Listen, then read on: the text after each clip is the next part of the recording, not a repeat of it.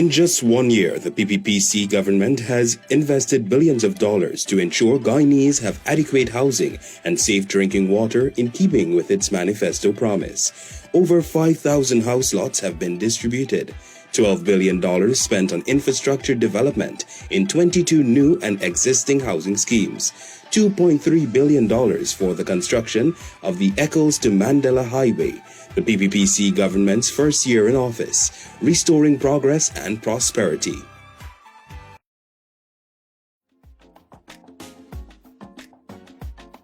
I feel great about the government. Thanks to the PPPC government, they have been helping us, a good thing. They made this road. It's very useful. We have access. They also made the bridge that's down there, and thanks to the PPP government, they're really doing well. The PPPC's first year in office, restoring progress and prosperity.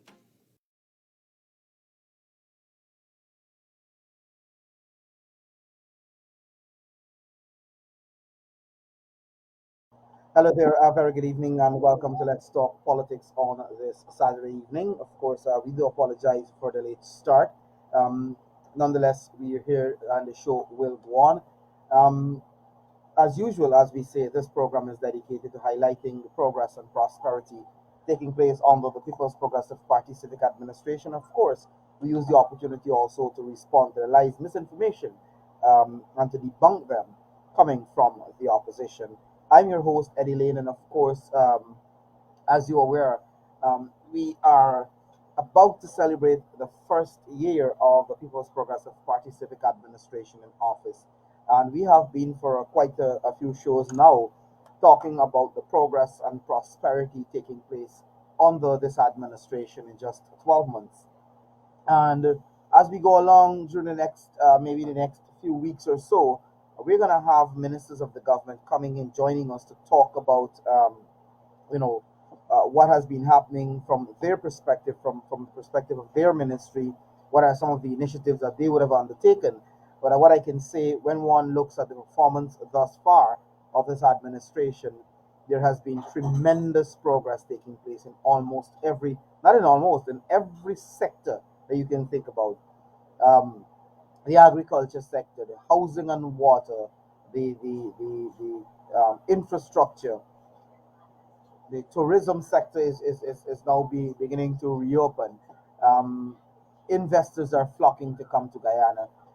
You name it, and it's happening, all across the country. Tremendous efforts are being made in the education sector to ensure education delivery to our students in the COVID-19 environment.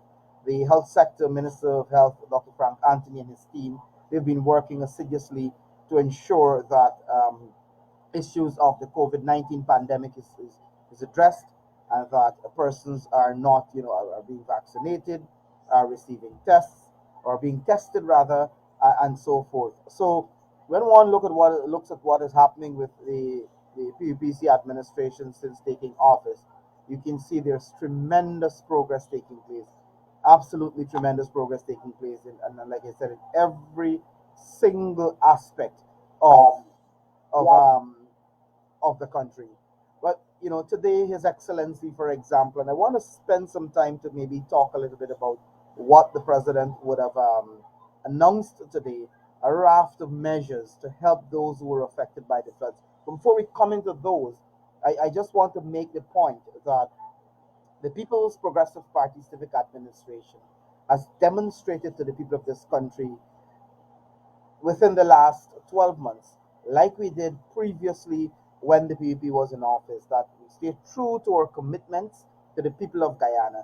If we promise you we are going to get something done, that these are the benefits that will come to you, these are the things that we will do as an administration, we keep those promises.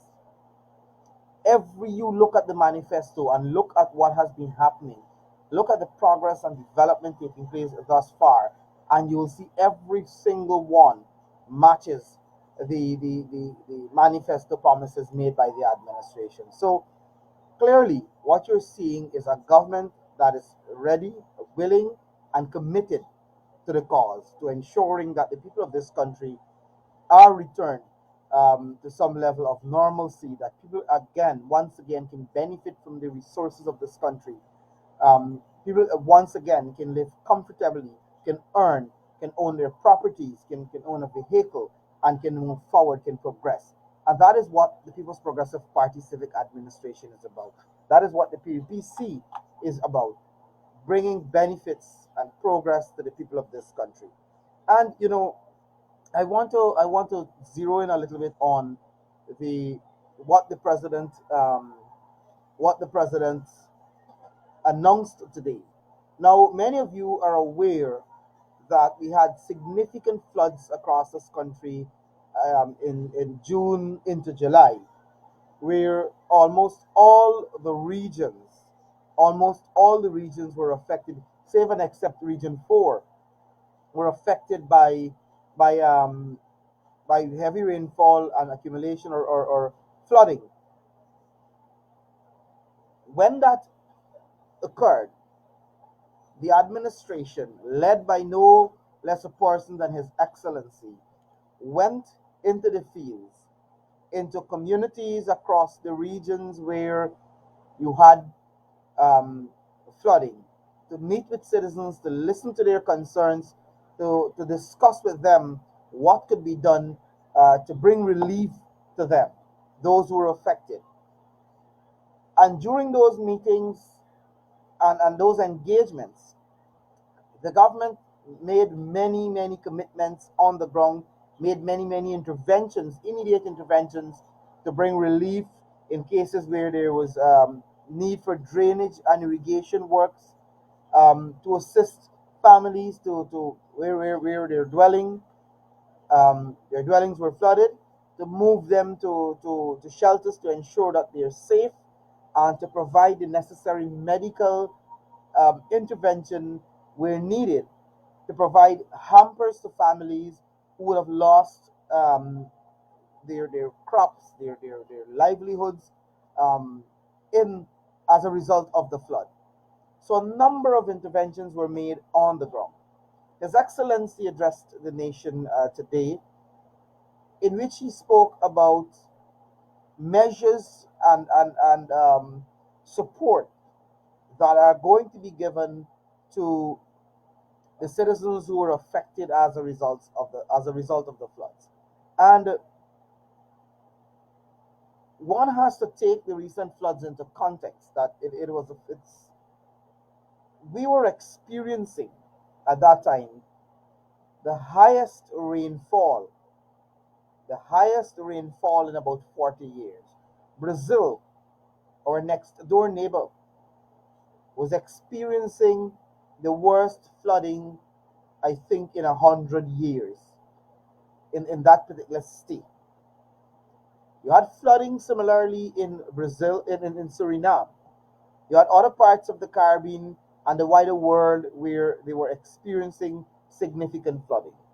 So in Guyana, we had our fair share of those floods, and based on the assessment that was done, over 50,000 households were directly affected, and many of them were farming households where you had what was farmers and their families were living in the Mahaika area, in the Maikoni area, in the Kokwani area, in Pomeroon, and in other parts, Region 7, Region 8, Region 1, Region 9, where people's livelihoods, many of them, their livelihoods were practically destroyed as a result of a natural phenomenon, not something that was created by any government or any individual or any country. It was a natural phenomenon. It was extraordinarily high intensity of rainfall coupled with rising levels at rivers. Um, so it was something that was unprecedented, and at least within the last 40 years, and was something that governments had to respond to. The People's Progressive Party Civic Administration did not disappoint. The administration managed to respond appropriately and in a timely manner to the needs of citizens. And today, His Excellency, like I said, announced a raft of measures.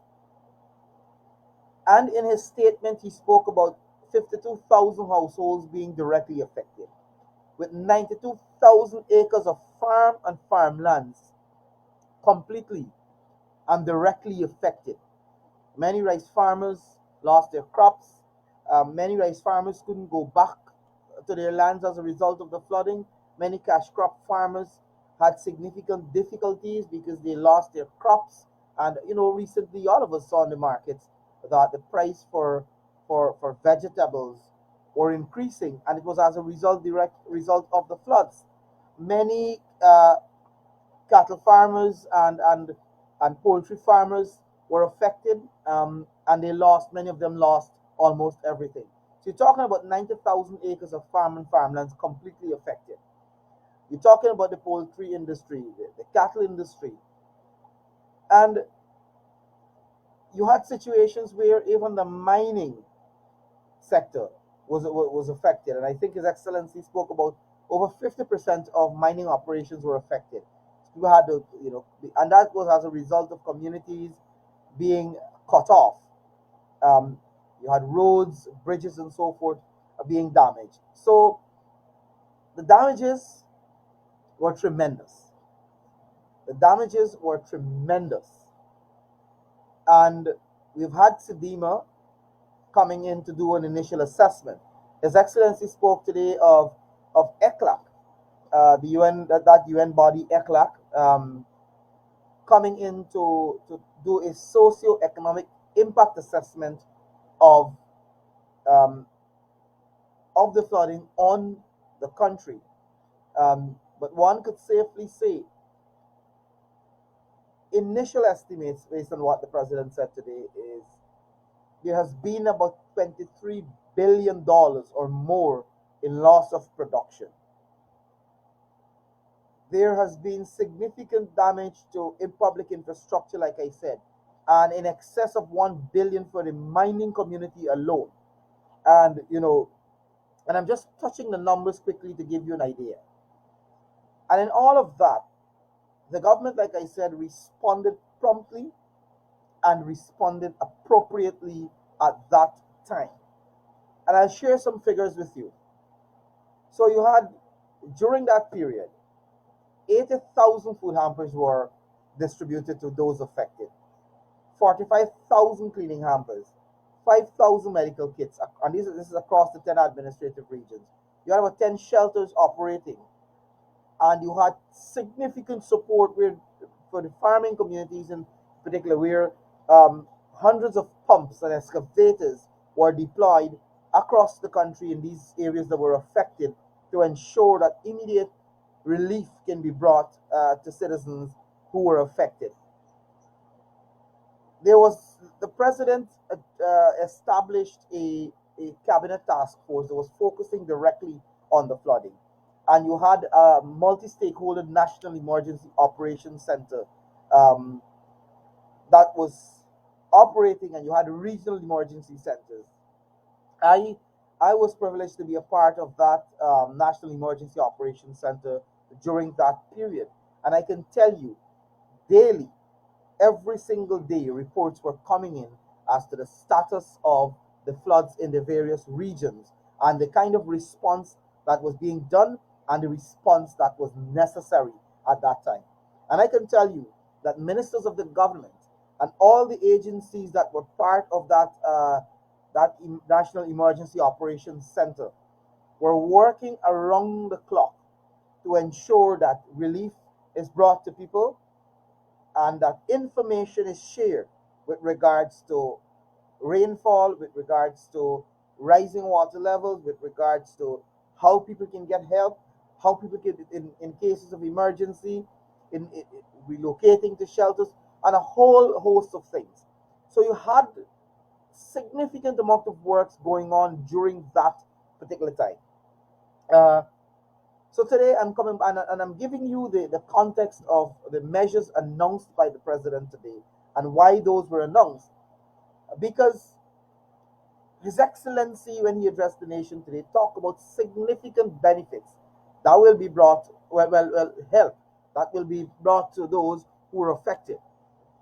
Recently, the National Assembly approved the supplementary provision of $10 billion, which a significant part, um, if not all of it, will go towards addressing the needs of those affected. So,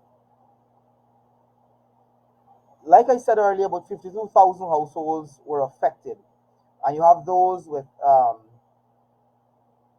large farmers, you have farmers with kitchen gardens, small operations, and then you had households that were not involved in farming but were directly affected as a result of the flood. Many of the households in maybe Kokwani, in the Maikoni area, in the Region 6 area, etc., that were affected directly. So, His Excellency announced today assistance for every single group that were affected. Every single group that were affected. And what I'll do, I'll maybe pause here, and we can have a look at the statement issued by His Excellency today on the government's response to the flooding. So let's go to that statement, and we're going to come back briefly after that and to have some more discussion before we wrap things up.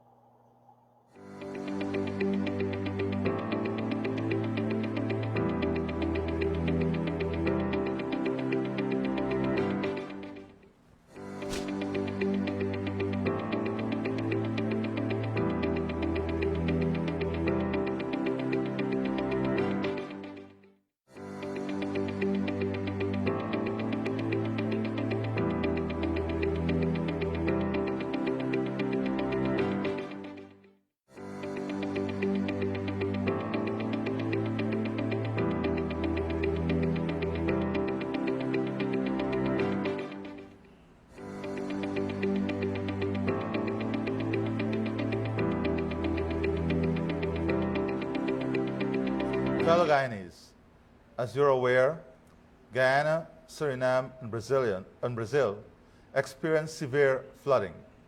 The floods were as a result of unprecedented rainfall during the period of April to June this year. In May alone, Guyana experienced its second highest rainfall in 40 years. The resultant impact saw massive flooding across all 10 administrative regions, with over 300 communities directly affected for a protracted period of time.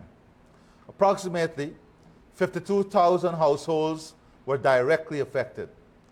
The agriculture sector suffered the greatest loss, with 92,000 acres of farm and farmlands completely affected. The sugar industry was also significantly affected, with estimated losses in the fields of over $1.5 billion. Over 50% of mining operations were affected as mining communities were cut off as a result of infrastructural damage. Our initial assessment estimates rehabilitation work at in excess of $1 billion for the mining community. Initial estimate points to approximately $23 billion or more in loss of production. Damage to the forestry sector, loss of production, and damage to equipment is estimated at in excess of $8 billion. The total socioeconomic assessment is currently being examined by UN ECLAC. This would give us an overall understanding as to the costs of this flood to the economy, regions, and communities. Our government's initial response was to save lives, protect livelihood, secure health services, and ensure enough food and shelter to satisfy the needs of the people.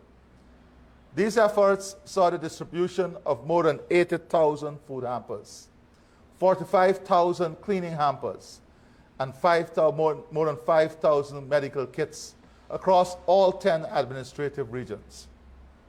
More than 10 shelters were established, and extensive support was given to farming communities. More than 100 pumps and hundreds of excavators were deployed all across the country to support communities and farmers. In addition to this, the government deployed an extensive fleet of machinery to support regions and communities in their efforts. The structure to manage the flood included a cabinet task force, a multi-stakeholder National Emergency Operations Center, and 10 regional emergency operations centers. Having regards for the massive disruption in the economy and household level, particularly the agricultural sector, the government committed to direct transfers to household and farmers to allow them in the first instance to return to some level of normalcy in their homes while supporting the agricultural sector to return to productive capacity so as to mitigate against potential food shortages, whilst at the same time supporting the farming community. The assistance I'm about to announce cover various categories of households and farmers. Whilst some large farmers were severely affected, especially in rice and poultry, the ceiling of assistance will not exceed $10 million for individual farmers. As you're aware, $10 billion was approved in supplementary provisions to address these needs. From the data collected, approximately 52,000 households were affected in the following categories: homestead farmers, kitchen garden, and households exclusive of kitchen gardens and homestead farms. In these categories, farmers and homestead would receive 100 farmers within the context of a homestead would receive $100,000 each. Kitchen garden farmers, those with kitchen garden, will receive $50,000 each. And households excluding homesteads and kitchen gardens will receive $50,000 each also. The combined assistance to homestead farmers, kitchen gardens, and households for these categories will be in excess of $3.5 billion. The rice sector also suffered heavily, with approximately 50,000 acres and 2,000 farmers directly affected. In this category, the following assistance will be given. For rice that was ready to harvest but lost in the floods, $80,000 per acre will be given to those farmers. For rice sowed and lost in the autumn crop, these farmers will receive $65,000 per acre. For land that was completely prepared but was not sowed, $45,000 per acre will be given to these farmers. In addition to this support, 60,000 bags of seed paddy would be made available. The combined assistance in these four categories would be in excess of $3.2 billion. In the livestock industry, assistance will be broken down into four categories: subsistence farmers, small farmers, medium farmers, and large-scale farmers. In these four categories, more than 2,000 farmers were affected. In total, these four categories will benefit from in excess of $600 million direct transfer.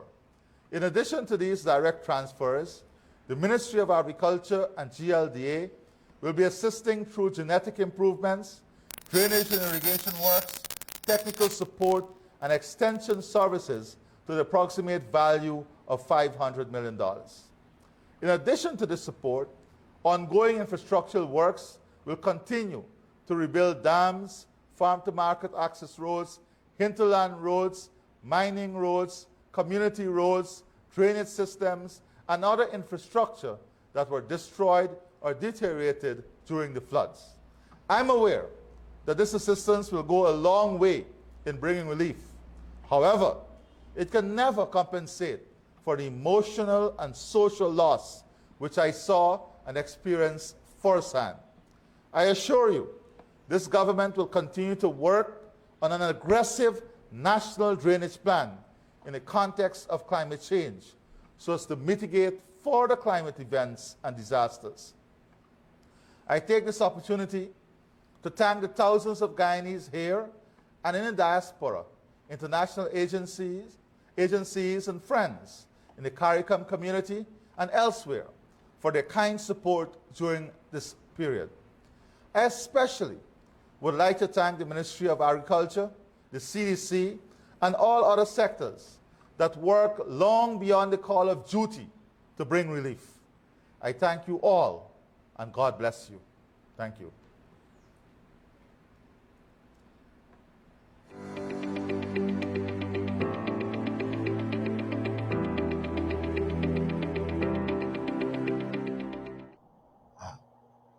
And of course, I guess you listened there, His Excellency announcing those measures to help not just farmers, not just miners, but even households that were affected. And this is added to the tremendous amount of assistance that has already been given to many communities by way of drainage works, by way of hampers, and all the other support. The fact of the matter is, what you heard just now, the kind of announcement that you heard just now from His Excellency, is a demonstration of a commitment by this government, and is also a demonstration of a government that cares about the people of this country. So whenever you hear the naysayers and those who are making noise by the sidelines, you have to remind them that you have a government where His Excellency himself, day and night, was in the water, meeting communities, finding out from people about the issues affecting them, see how he can provide assistance to them. So clearly, like I said, you have a government that intends to keep its promises, and that has been doing so since assuming office. I don't want to spend much more time this evening to maybe have these discussions with you, but we're going to be back with you on Tuesday, God's willing, and when we'll continue, and I'll continue to bring in the ministers of the government to talk about the progress and development that have taken place within the last 12 months. Until Tuesday, I want to say thanks for being part of this program, and I want to take the opportunity to extend Emancipation greetings to all Guyanese at this time. Emancipation Day is going to be celebrated tomorrow, so I want to take the opportunity to extend to you and your families a happy emancipation. God bless you. Thanks for watching.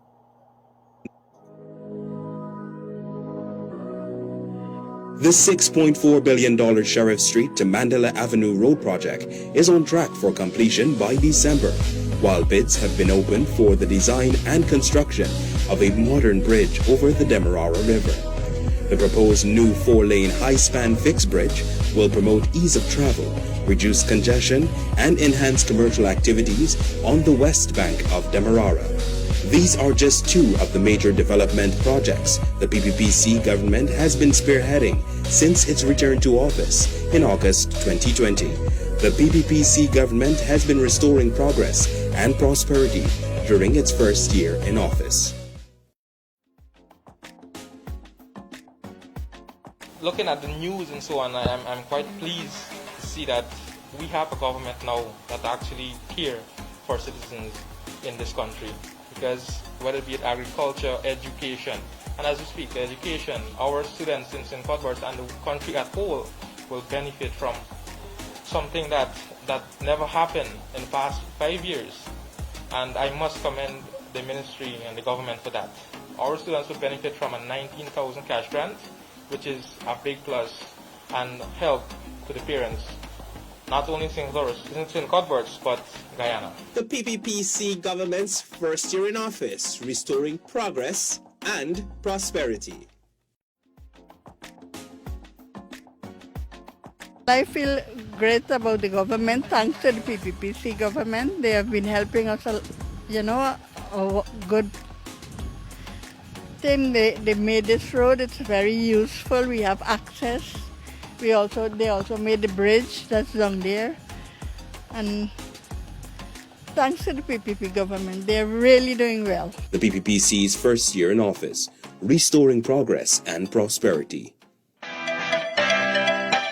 In just 1 year, the PPPC government has invested billions of dollars to ensure Guyanese have adequate housing and safe drinking water in keeping with its manifesto promise. Over 5,000 house lots have been distributed. $12 billion spent on infrastructure development in 22 new and existing housing schemes. $2.3 billion for the construction of the Echoes to Mandela Highway, the PPPC government's first year in office, restoring progress and prosperity.